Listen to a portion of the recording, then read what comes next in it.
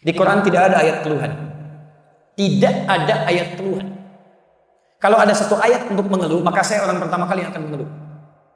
Perhatikan, sifat musibah sekalipun tidak menyenangkan, berat bagi kita teman-teman sekalian, dia diikat dengan ayat-ayat yang lain. Ayat pertama, Allah tidak akan titipkan musibah itu yang terasa berat kecuali bagi orang yang sanggup untuk mendapatinya.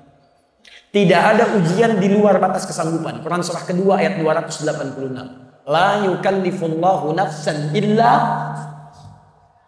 Tidak ada ujian kecuali sesuai dengan batas kemampuan.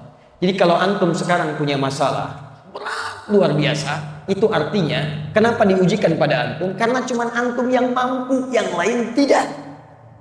Makanya tidak diujikan kepada saya, tapi dititipkan kepada antum. Karena cuma antum yang mampu, yang lain tidak. Kalau antum tidak mampu, mustahil Allah titipkan ujian itu pada antum. Karena cuma antum yang bisa. Jangan antum mengeluh mengatakan, ya Allah, kenapa mesti saya ya Allah? Ya Allah, why me? Kata Allah, why not? Kenapa tidak? Anda yang mampu. Jadi kalau Anda nggak mampu, mustahil dititipkan ujian kepada Anda. Jadi sudah jalani, alhamdulillah, terima dulu dengan sabar. Terima. Yang kedua, teman-teman sekalian, setelah itu rumus yang kedua, setiap persoalan sesulit apapun akan bersanding dengan solusi yang semudah luar biasa. Persoalan paling sulit disebut dengan usrun. Solusi termudah disebut dengan yusrun. Ketika Allah menurunkan usrun, maka disandingkan dengan yusrun. Inna ma'al usri yusra.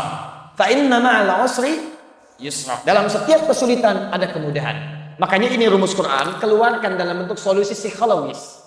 Begitu datang masalah, kalimat Quran tadi ramu dalam kalimat kita. Lihat kalimatnya. Datang masalah, pasti selesai. Saya pasti bisa. Saya pasti bisa, pasti selesai.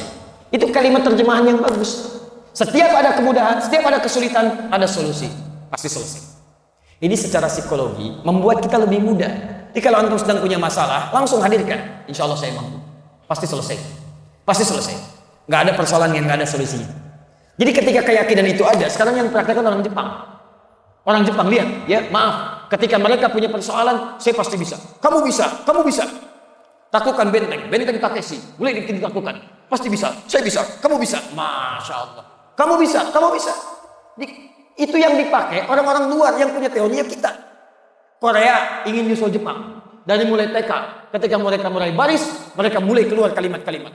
Harus lebih daripada Nippon, harus lebih daripada Nihon, lebih daripada Jepang, lebih daripada Jepang. Jepang bikin Honda, mereka bikin Hyundai. Kita menyebutnya Hyundai. Lihat cek, Jepang bikin ini, Korea bikin ini. Jepang maju dalam bola, Korea maju dalam bola. Semua disusul, semua disusul. Kamu bisa, kamu bisa. Yang punya teorinya kita, yang punya praktekan orang lain.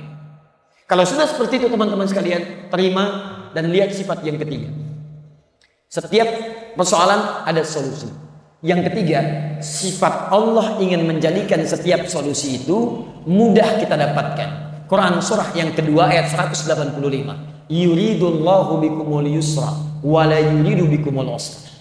Dengan persoalan itu Allah inginkan hidup kita jadi lebih baik, lebih mudah dibandingkan dengan sebelumnya. Prinsip yang ketiga, maaf, ujian itu diturunkan oleh Allah kata Al-Quran untuk meningkatkan kualitas hidup kita, bukan ingin membuat hidup kita bermasalah. Sebentar ya, sebentar. Anak SD kalau ingin lulus SMP, ke SMP, ujian tidak? Berarti ujian itu untuk menguji kemampuan dia supaya masuk ke SMP. SMP kalau ingin ke SMA, ujian tidak? Ujian itu bukan ingin memberikan beban, tapi ingin meningkatkan pengetahuan supaya pengetahuannya setara dengan SMA. Naik SMA ke kampus demikian seterusnya. Jadi hukum kehidupan kalau ingin meningkat kualitasnya pasti lulus ujian.